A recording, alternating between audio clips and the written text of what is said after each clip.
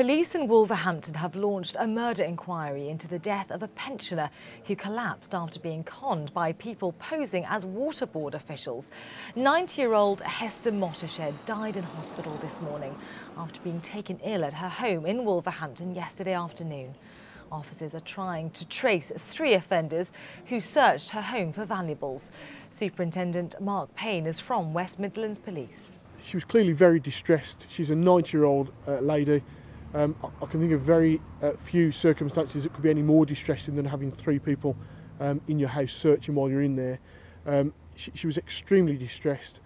Clearly, as soon as the men left, she rang the police. By the time the police got here, she was clearly in difficulties, and we believe that she subsequently died as a result of a stroke.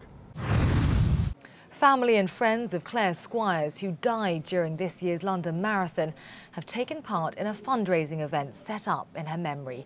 Claire was running for the Samaritans when she collapsed just a mile away from the finish line. More than 80,000 people raised £1.1 million for her charity after her death. In Syria, President Bashar al-Assad's forces have been using snipers and air power to hold back rebels in the capital and the country's second city. This amateur video purports to show government snipers in Damascus. Meanwhile, in Aleppo, Syrian jets have continued to strike residential suburbs. It comes as the United Nations estimates the number of refugees who fled the violence has surged to more than 170,000.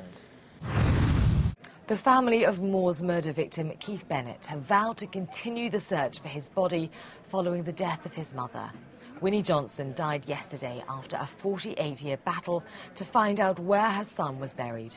In her final interview, she told the Sun newspaper that she feared killer Ian Brady would never disclose the location of the body in what she described as a final sick twist.